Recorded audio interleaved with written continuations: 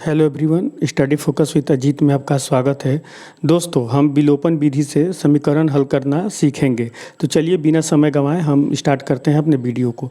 जैसा कि आप स्क्रीन पर देख पा रहे होंगे दोस्तों, हमारा क्वेश्चन है निम्न समीकरणों के युग्म को विलोपन विधि तथा प्रतिस्थापन विधि से हल कीजिए, कौन सी विधि अधिक उपयुक्त है। दोस्तों, पिछले वीडियो में हमने इसके पार्ट 1 को हल कर दिया है, इस वीडियो में हम पार्ट 2 को हल करेंगे। चलिए देखते हैं। दोस्तों, ये रहा हमारा क्वेश्चन, ठीक है। तो जैसा कि आप जानते हैं, विलोपन विधि से हल करने के लिए हम क्या करते हैं कि जो हमारा x है और y है, तो उसके या तो x के या तो y के गुणांक को बराबर करते हैं और उसे आपस में जोड़ते हैं या घटाते हैं, ठीक है दोस्तों। तो आप एक चीज़ देखिए, हम चलिए यहाँ पे y को एलिमिनेट करते हैं, ठीक है, मतलब उसको कटाते हैं। तो ऊपर वाले समीकरण में 4y है, नीचे वाले में 2y है। अगर हम नीचे वाले में 2y से गुणा कर देंगे तो ये तो 4y के बराबर हो जाएगा। तो आप चाहे तो इसे लिखिए समीकरण 2 में 2 से गुणा करने पर, या फिर आप एक काम कर सकते हैं, इसमें ऐसे लिख के गुणे 2 लिख दीजिए।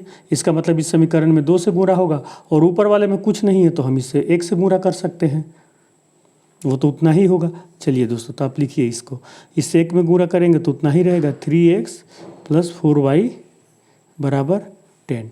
और देखिए दूसरे वाले में हमने 2 से गुणा करना है, तो 2 से गुणा करेंगे तो 4x हो जाएगा, 2x में माइनस 2y में 2 से करेंगे तो 4y हो जाएगा, प्लस 2 में 2 से करेंगे तो 4 आ जाएगा, ठीक है दोस्तों। अब आप एक चीज़ देखिए, ये 4y और ये 4y, एक प्लस का है एक माइनस का है, तो हमें तो इसको अगर जोड़ेंगे तो ये तो आपस में कट जाएगा। तो आप इसको लिखिए, जोड़ने पर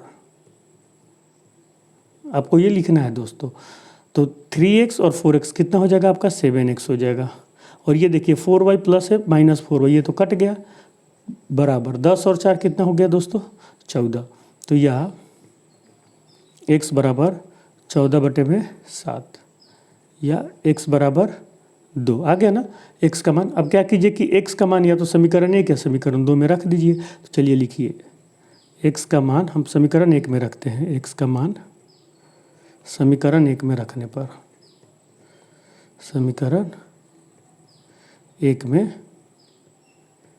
रखने पर, चलिए समीकरण 1 में अब देख लीजिए, एक बार उतार लीजिए समीकरण 1 क्या है आपका। समीकरण 1 है 3x + 4y = 10, x बराबर 2 रखिए, तो 3 × 2 + 4y = 10। तो या 6 + 4y = 10। तो या 6 को उधर ले जाइए, तो इधर प्लस में है तो उधर जाएगा, बराबर के दूसरे साइड में तो ये माइनस में हो जाएगा, तो 4y = 10 - 6, ठीक है। तो या 4y = 10 में से 6 गया दोस्तों 4, तो या y = 4/4 या y = 1, ठीक है। तो देखिए x का मान 2 और y का मान 1 आ गया, तो आप इसको लिख दीजिए आंसर, x = 2 y = 1, ठीक है। तो ये आपका आंसर हो गया दोस्तों। अब हमने प्रश्नावली 3.2 में प्रतिस्थापन विधि से आपको सिखाया है समीकरण हल करना, तो हम यहाँ पे केवल विलोपन करते हैं, आप इसको प्रतिस्थापन विधि से भी हल कर देना, ठीक है। और तो ये हो जाएगा विलोपन और प्रतिस्थापन। और एक चीज़ इसमें और पूछ रहा है कि कौन सी विधि उपयुक्त है, तो हमें तो विलोपन विधि लगा, आपको कौन सा लगा, प्रतिस्थापन या विलोपन। उसके बाद आपको सिंपल एक चीज़ लिख देना है कि हमें तो विलोपन विधि अच्छा लगा, क्योंकि इसमें हम गुणांकों को बराबर करते हैं और एक वेरिएबल को पूरा आपस में कटा देते हैं, जिससे हमारी गणना आसान और छोटी हो जाती है। आपको इतना लिखना होगा, ठीक है दोस्तों। तो हमने तो क्वेश्चन नंबर 2 को सॉल्व कर दिया। अब हम क्या करते हैं दोस्तों, हम यहाँ पे देखते हैं हमारा क्या है। तो ये देखिए क्वेश्चन नंबर 3। क्वेश्चन नंबर 3 दोस्तों आप अपने से बनाइए।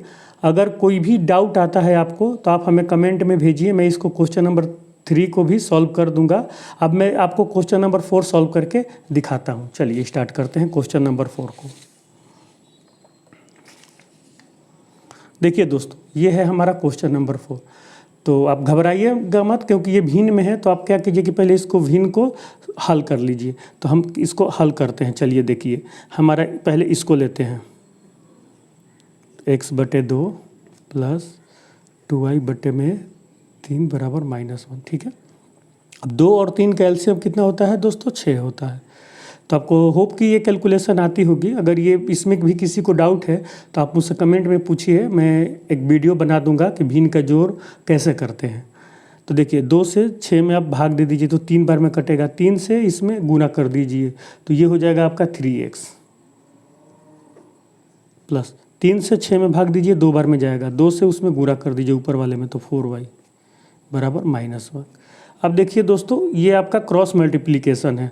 अगर यहाँ पे कुछ नहीं है तो आप इसको 1 मान सकते हैं इसके नीचे, तो आप इसमें 1 से और 6 से -1 में गुणा कर दीजिए तो यह 3x प्लस 4y, क्योंकि 1 से इसमें गुणा करेंगे तो इतना ही आएगा बराबर -6। ठीक है दोस्तों, आप इसको समीकरण नंबर 1 मान लीजिए। ठीक है, इसी तरीके से आप दूसरे को देखिए, तथा लिख दीजिए x माइनस वाई बटे में 3। ठीक है, अब इसको भी आपको ऐसे ही सॉल्व करना होगा। करिए x माइनस वाई बटे 3 बराबर 3। चलिए आप इसके बटे में 1 मान लीजिए, कुछ नहीं है हर में। तो अब 1 का और 3 का एलसीएम 3 होगा तो 1 से 3 में भाग दीजिए, 3 बार में जाएगा, 3 से ऊपर में गुणा कर दीजिए तो 3x माइनस 3 से 3 में भाग देंगे तो 1 बार में जाएगा, 1 से y में गुणा करेंगे तो y बराबर 3। ठीक है दोस्तों, आप इसके भी बटे में 1 मान लीजिए। अब इसको भी क्रॉस मल्टीप्लिकेशन कर दीजिए, 1 से इसमें हो जाएगा, 3 से इसमें हो जाएगा तो यह 3x माइनस वाई, क्योंकि 1 से गुणा करेंगे तो उतना ही आएगा बराबर 9। ठीक है, अब इसको आप समीकरण नंबर 2 मान लीजिए। अब समीकरण 1 और 2 को लिख लीजिए। लिखिए समीकरण 1 तथा 2 से, समीकरण 1 तथा 2 से हमारा समीकरण 1 ये है, ऊपर आप इसको लिखिए यहाँ पे एक बार, 3x प्लस 4y बराबर -6। आप इसको समीकरण 1 कर लीजिए। नीचे है 3x minus Y, 3x minus Y बराबर 9। ठीक है, इसको आप समीकरण 2 कर लीजिए। देख रहे दोस्तों, ऊपर भी 3x है, नीचे भी 3x है, तो इसको सिंपल आप इसमें घटा देंगे। अगर हम इसको घटा देंगे तो ये माइनस का चिन्ह हो जाएगा, या फिर आप इसको ऐसे लिख सकते हैं, समीकरण 1 में से समीकरण 2 को घटाने पर, और नहीं लिखना है शॉर्ट फॉर्म में लिखना है तो आप लिख दीजिए यहाँ पे घटाने पर। ठीक है, घटाने का मतलब हुआ कि जितने भी नीचे वाले हैं उसका चिन्ह बदल दीजिए। ये प्लस में 3x है तो इसको माइनस कर दीजिए, ये माइनस में है तो आप इसको प्लस कर दीजिए, ये 9 प्लस में है तो इसको माइनस कर दीजिए। अब देखिए 3x और 3x कट गया, अब 4y और 1y 5y हो गया, -6 और -9 दोनों माइनस है तो दोनों जुट जाएगा, माइनस का चिन्ह लग जाएगा, 9 6 15 हो गया दोस्तों। ठीक है, तो यह y बराबर कितना हो जाएगा, -15 बटे 5। ठीक है, तो यह y बराबर 5 3 15 -3। अब y का मान समीकरण 1 या समीकरण 2 में रख दीजिए। चलिए हम लिखते हैं यहाँ पे, लिखिए यहाँ पे y का मान